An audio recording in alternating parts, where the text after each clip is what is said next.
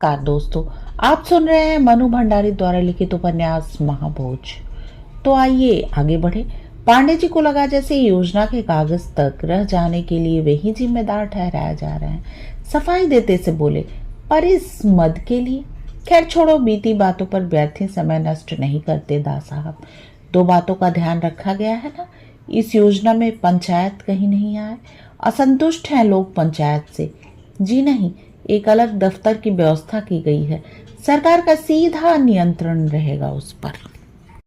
उस योजना का अधिक से अधिक लाभ हरिजनों और खेत मजदूरों को ही मिले। आप निश्चिंत रहें। तुम्हें काम सौंपने के बाद मैं निश्चिंत ही रहता हूँ। जितना सोचता हूँ उससे अधिक ही संतोषजनक मिलता है तुम्हारा काम। और दास साहब ने स्नेह और प्रशंसा में भींगी हुई एक ऐसी नजर डाली कि पांडे जी भीतर तक पुलकित हो गए। काम करने वाले को भरपूर श्रेय तो देते ही हैं, मौका आने पर यथासंभव पारिश्रमिक देने में भी नहीं चूकते दास साहब। सुकुल बाबू की मीटिंग बर्खास्त होने का धूल धक्कड़ अभी बैठा भी नहीं था कि गांव में नई चहल पहल शुरू हो गई। दूसरे दिन सवेरे से ही गली गली और घर घर की दीवारों पर घरेलू उद्योग योजना के पोस्टर चिपकने लगे और शाम तक यह स्थिति हो गई कि जिधर नजर उठाओ मुस्कुराते हुए दास साहब और नीचे योजना की रूपरेखा मानो उनकी मुस्कान से ही बहकर निकल रही। 5-7 स्वयंसेवक किस्म के लोग घर घर जाकर विस्तार से इस योजना के बारे में समझा रहे हैं, फॉर्म भरवा रहे हैं और साथ ही यह बताना भी नहीं भूलते कि 15 तारीख को मुख्यमंत्री स्वयं आ रहे हैं इस योजना का उद्घाटन करने। 2 कमरे के इस छोटे से घर में जो अस्थायी दफ्तर है, जहां सवेरे से शाम तक तांता लग रहा है लोगों का, जिस मुस्तैदी से काम हो रहा है, उससे तो लगता है कि हफ्ता बीतते न बीतते हर घर में छोटा मोटा उद्योग खुल जाएगा। देखते देखते ये गांव सदियों के दलिद्दर से मुक्ति पा जाएगा। चंद दिनों में ही गांव का सारा माहौल बदल दिया है इस योजना ने। लोगों की बातचीत का ही विषय यही, सोच का विषय भी यही। हाँ, गांव में एक दल ऐसे लोगों का भी आया है जो सरेआम इस योजना की चिंदियां बिखेर कर लोगों को आगाह कर रहा है और बिसु की मौत को भरसक जिंदा रखने की कोशिश कर रहा है। बिसु मर गया कोई बात नहीं, पर बिसु की मौत का प्रसंग मर गया और इस समय तो वे कैसे जिंदा रहेंगे। अजीब रस्साकसी हुई है गांव में। और आज तो ये रस्साकसी अपनी पराकाष्ठा पर पहुंच गई। मुख्यमंत्री दास साहब आ रहे हैं गांव में। एक तरफ उनके स्वागत की तैयारियां हो रही है जोर शोर से। सादगी पसंद दास साहब की सख्त हिदायत के कारण किसी तरह का कोई तामझाम तो नहीं है, पर हाँ, उत्साह भरपूर है और चारों ओर उत्साह फैलाने का प्रयत्न भी भरपूर है। गांव में नए चेहरे की बाढ़ सी आ गई है। काफी संख्या में पुलिस भी उतर आई है, कुछ सरकारी वर्दी में, कुछ सादा वर्दी में। सुकुल बाबू के भाषण वाले दिन से दुगनी गहमा गहमी है आज। स्वाभाविक भी है, कुर्सी से उतरे हुए मंत्री और कुर्सी पर बैठे हुए मंत्री में कितना अंतर होता है। अफसोस हुआ विशेषर का, पर अब हौसला रखो, दास साहब ने बहुत धीमे से कहा और हीरा को उसी तरह कंधे से थामे गाड़ी की ओर ले चले।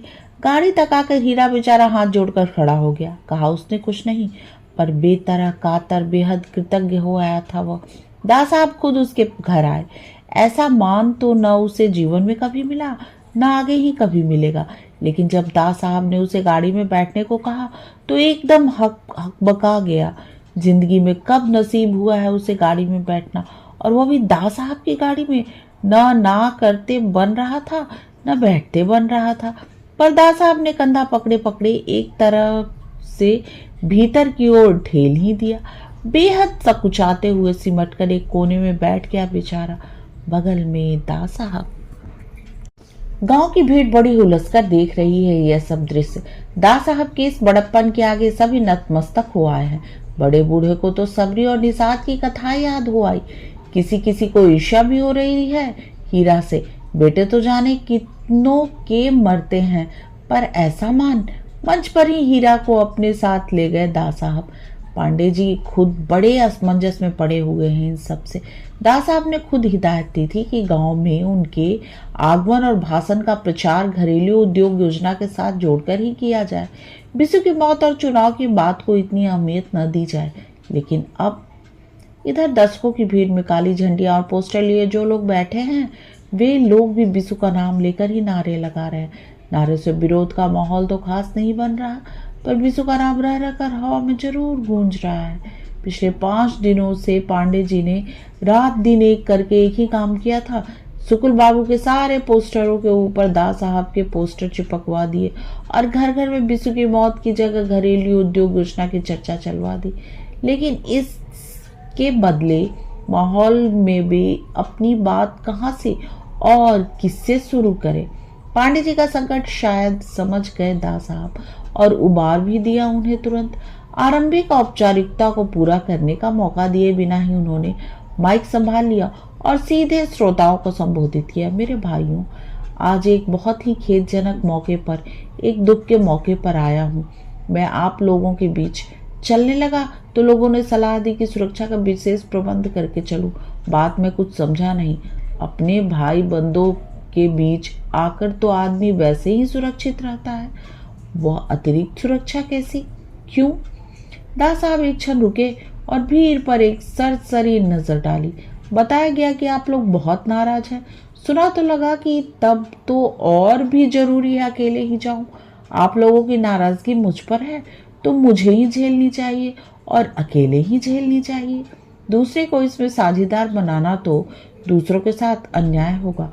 कुछ समय पहले आप लोगों ने अपना प्यार और विश्वास दिया था मुझे, मैंने सिर आंखों पर भी लिया था उसे।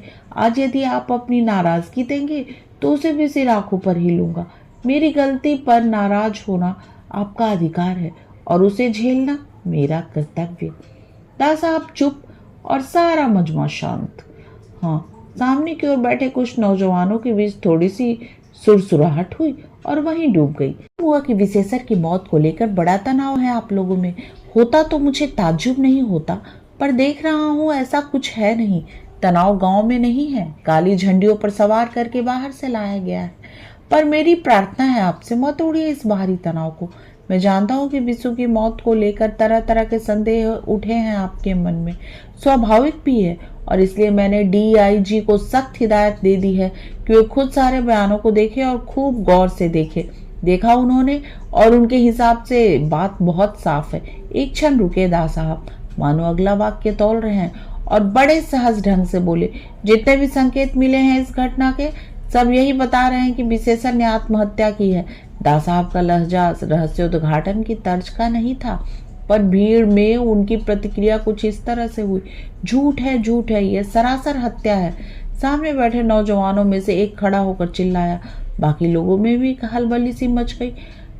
सादी वर्दी में पास खड़े पुलिस के कुछ लोग हवा में हाथ भांज कर उन्हें चुप कराने लगे। नहीं, कोई रोके नहीं, बोलने दो। दास साहब ने माइक के डंडे को हाथ में थामकर आवाज में बुलंदी और थोड़ी कड़क खोलकर आदेश दिया। बोलने का और खुलकर बोलने का हक सबको है। जिस हक को दिलाने के लिए हमने इतना संघर्ष किया, जेलें काटी, उसे अब हम ही छीन ले, बहुत बड़ा अन्याय होगा यह। फिर उन्हीं नौजवानों को संबोधित करके कहा, आप लोग इस गांव के तो नहीं लगते, फिर भी बोलिए, आपके मन में जो है खुलकर कहिए। एक क्षण को जरूर सन्नाटा रहा। फिर एक नौजवान ने कहा, विशेषर को मारा गया है, हत्या हुई है उसकी। प्रमाण है आपके पास? दास साहब ने पूछा तो नौजवान चुप। मुस्कुराए दास साहब, नहीं है ना? खैर फिर भी मैं चाहता हूँ, अगर हत्या हुई है तो सामने आएगी बात, असलियत छिप नहीं सकती। और अब तो मैं भी नजर गड़ाए बैठा हूँ। मैंने DIG से कह दिया है कि किसी बड़े अफसर को भेजकर फिर से बयान ले। आप लोगों के भेजेंगे वे किसी को? इस बार आप खुलकर अपनी बात कहिए, प्रमाण जुटाने में मदद कीजिए पुलिस की। आज के लिए बस इतना ही, तब तक के लिए आज्ञा दीजिए। और हाँ, चैनल को लाइक, शेयर और सब्सक्राइब करना ना भूलें।